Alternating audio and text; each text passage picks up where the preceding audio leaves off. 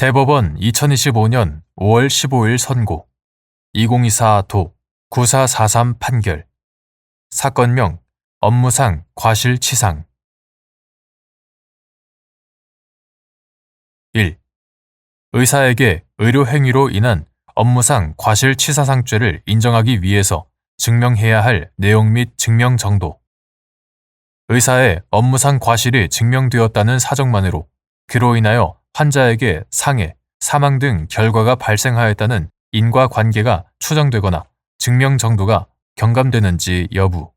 소극. 의사에게 의료행위로 인한 업무상 과실치사상죄를 인정하기 위해서는 의료행위 과정에서 공소사실에 기재된 업무상 과실의 존재 외에 그러한 업무상 과실로 인하여 환자에게 상해, 사망 등 결과가 발생하였다는 인과관계에 대하여도 엄격한 증거에 따라 합리적 의심의 여지가 없을 정도로 증명이 이루어져야 한다. 의사의 업무상 과실이 증명되었다는 사정만으로 인과관계가 추정되거나 증명 정도가 경감되는 것은 아니다. 2. 의사인 피고인이 영양제 주사를 맞기 위해 내원한 파킨슨병 환자 갑에 대하여 파킨슨병 환자에게 투여가 금지되고 고령자에게 신중한 투여가 권고되는 맥페란 주사액을 투여함으로써 갑에게 치료 기간을 알 수 없는 전신 쇠약, 일시적 의식 상실, 발음 장애 및 파킨슨증 악화 등의 상해를 입게 하였다는 업무상 과실치상의 공소사실로 기소된 사안에서 피고인에게 맥페란 주사액 처방 당시 갑이 파킨슨병을 앓고 있다는 사정을 제대로 확인하지 않은 업무상 과실이 인정된다고 하더라도 검사가 제출한 증거만으로는 이러한 과실로 인하여 갑에게 각 상해가 발생하였는지가 합리적인 의심의 여지가 없을 정도로 증명되었다고 보기 어렵다고 한 사례.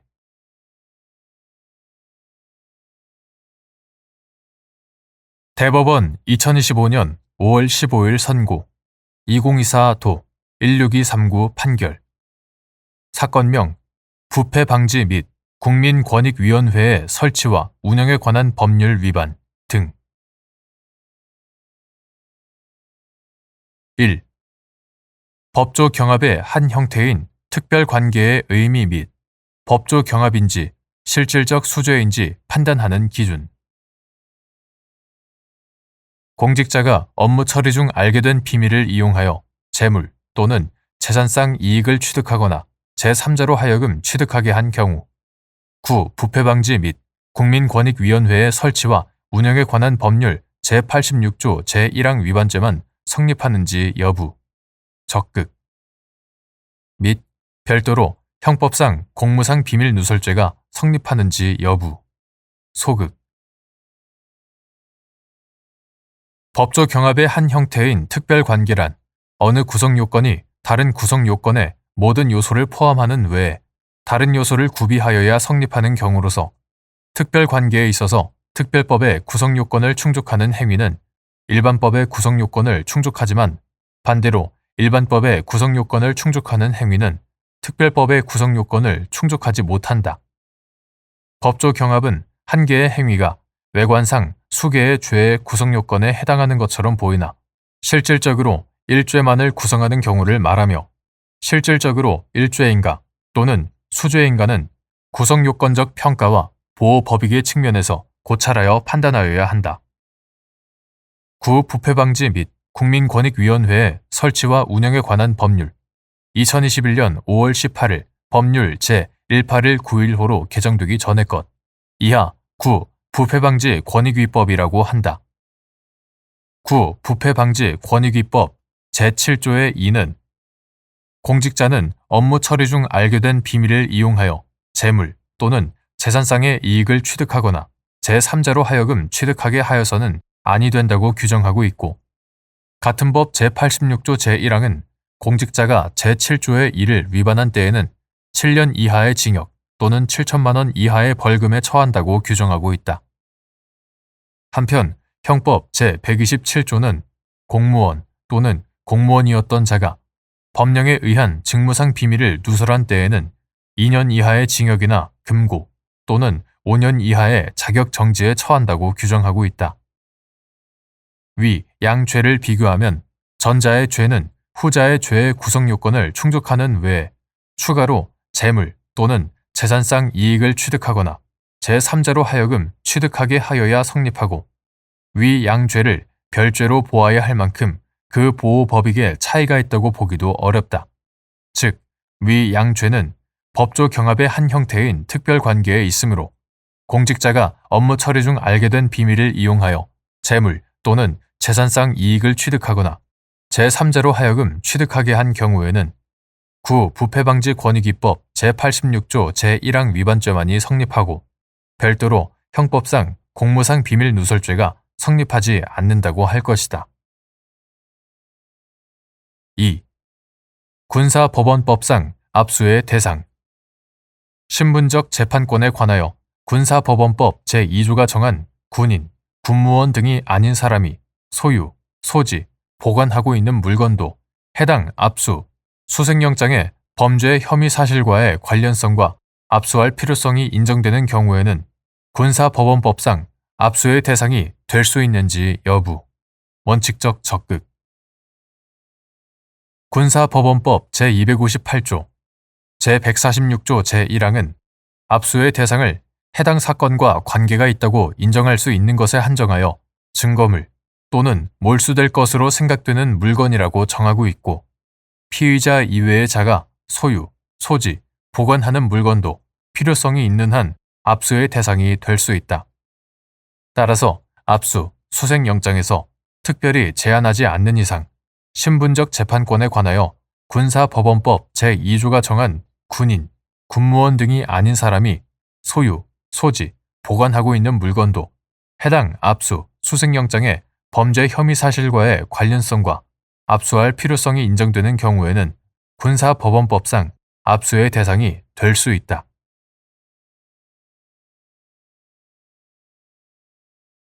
대법원 2025년 5월 15일 선고 2024도 21051 판결. 사건명 부정경쟁 방지 및 영업비밀 보호에 관한 법률 위반, 영업비밀 국외 누설 등. 죄형 법정주의에 따른 형벌법규 해석 원칙. 9. 산업기술의 유출 방지 및 보호에 관한 법률에서 금지, 처벌하는 산업기술의 사용행위 또는 공개행위의 대상 기술은 취득 당시에도 산업기술의 유출 방지 및 보호에 관한 법률에 의하여 보호되는 산업기술에 해당하여야만 하는지 여부. 적극. 산업기술의 유출 방지 및 보호에 관한 법률이 제정, 시행되기 전에 취득한 기술로서 법령이 규정한 바에 따라 지정 또는 고시, 공고되지 않은 기술도 취득 당시 위 법에 의하여 보호되는 산업기술에 해당하는지 여부. 소극. 형벌법규의 해석은 엄격하여야 하고 명문 규정의 의미를 피고인에게 불리한 방향으로 지나치게 확장 해석하거나 유추 해석하는 것은 죄형 법정주의의 원칙에 어긋나는 것으로서 허용되지 않는다.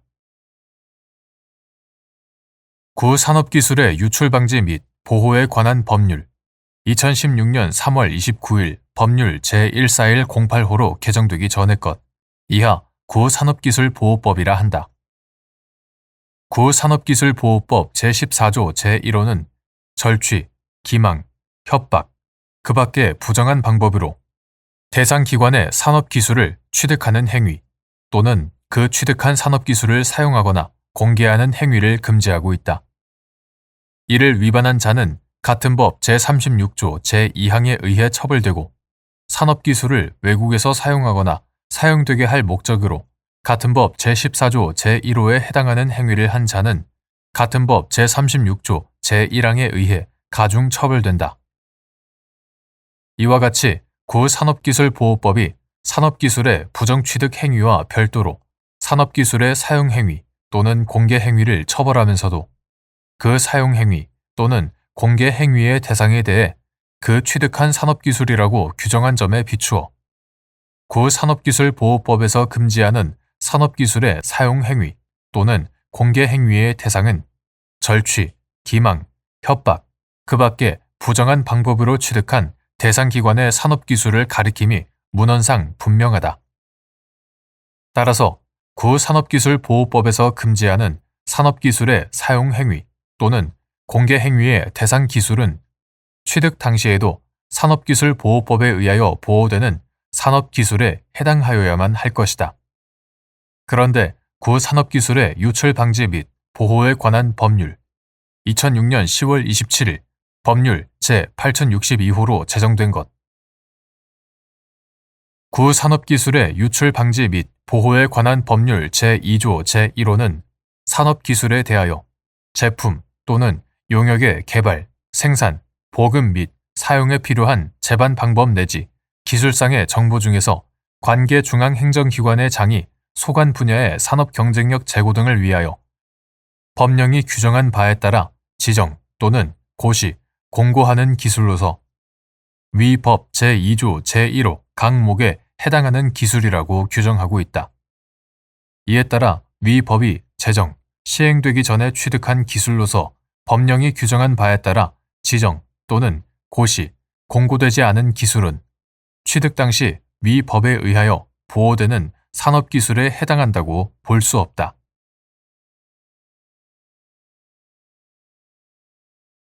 대법원 2025년 5월 15일 선고 2025도 470 판결 사건명 마약류 관리에 관한 법률 위반 향정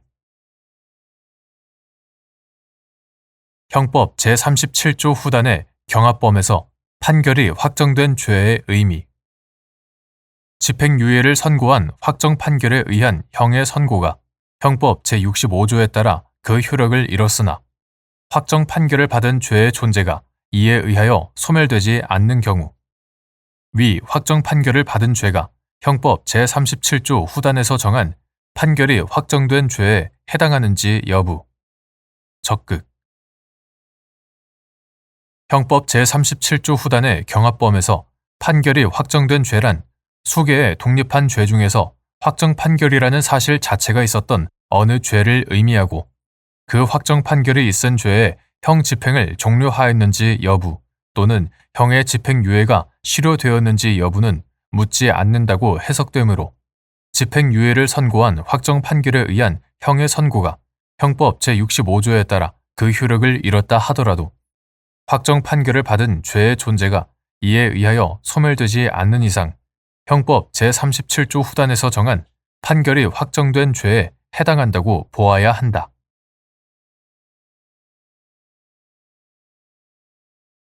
대법원 2025년 5월 15일 선고 2025도 1084 판결 사건명 무고 등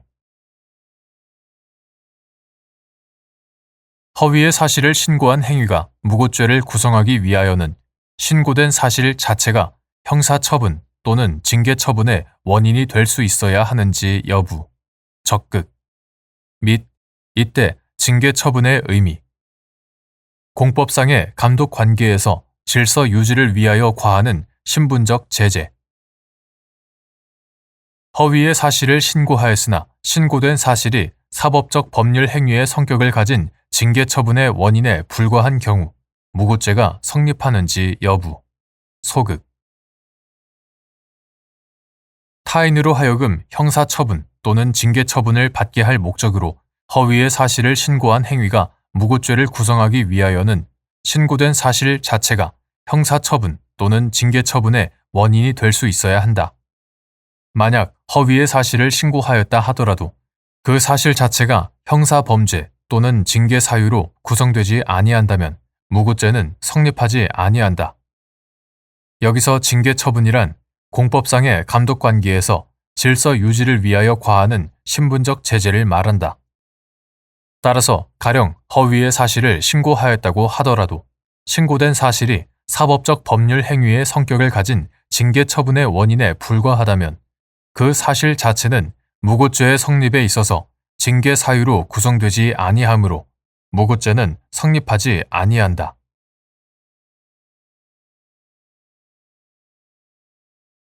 대법원 2025년 5월 16일자 2025모 201 결정 사건명 기소 전 초징 보전 인용 결정에 대한 재항고. 수용자가 대한민국에 대하여 가지는 보관금 반환 채권이 민사집행법 제246조 제1항 제2호 또는 제8호에서 정한 압류 금지 채권에 해당하는지 여부, 소급 및 위 채권에 관하여 민사집행법 제246조 제1항 제8호를 유추 적용할 수 있는지 여부, 소급 수용자의 보관금 반환 채권에 관하여 압류가 가능한지 여부, 적극 및 법원은 수용자의 생활 형편 등을 고려하여 민사집행법 제246조 제3항에 따라 압류 명령의 전부 또는 일부를 취소할 수 있는지 여부, 적극 부패재산의 몰수 및 회복에 관한 특례법 제8조에 의하여 초징 보전에 관하여 준용되는 마약류 불법 거래 방지에 관한 특례법 제54조 제1항은 초징 보전 명령은 검사의 명령에 따라 집행한다. 이 경우 검사의 명령은 민사집행법에 따른 가압류 명령과 동일한 효력을 가진다라고 정하고 있고, 같은 조 제3항 전문은 초징 보전 명령의 집행에 관하여는 이 법에 특별한 규정이 있는 경우를 제외하고는 민사집행법이나 그 밖에 가압류 집행의 절차에 관한 법령의 규정을 준용한다라고 정하고 있다. 그리고 민사집행법 제291조가 가압류의 집행에 대하여 준용하는 같은 법 제246조 제1항은 제2호에서 채무자가 구호 사업이나 제3자의 도움으로 계속 받는 수입을, 제8호에서 채무자의 1월간 생계 유지에 필요한 예금을 압류 금지 채권으로 정하고, 민사집행법 시행령 제7조는 민사집행법 제246조 제1항 제8호에 따라 압류하지 못하는 예금 등의 금액은 개인별 잔액이 185만 원 이하인 예금 등으로 한다라고 정하고 있다. 형의 집행 및 수용자의 처우에 관한 법률 시행령 제38조 제3항의 위임에 따른 법무부 예규인 보관금품 관리지침 제1조의 2, 제2호가 정하는 보관금이란 신입자가 교도소, 구치소 및 그 지소 이하 교정시설이라 한다. 교정시설에 수용될 때에 지니고 있는 휴대금, 수용자 이외의 사람이 수용자에게 보내온 전달금, 그 밖에 법령에 따라 수용자에게 보내온 금원으로서 교정시설에 보관이 허가된 금원을 말한다.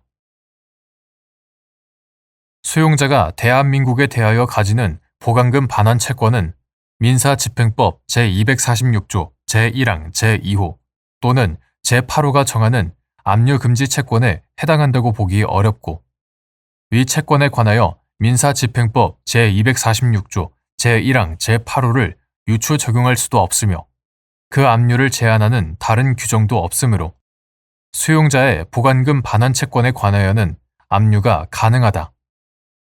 다만 법원은 수용자의 생활 형편 등을 고려하여 민사집행법 제246조 제3항에 따라 압류 명령의 전부 또는 일부를 취소할 수 있을 뿐이다.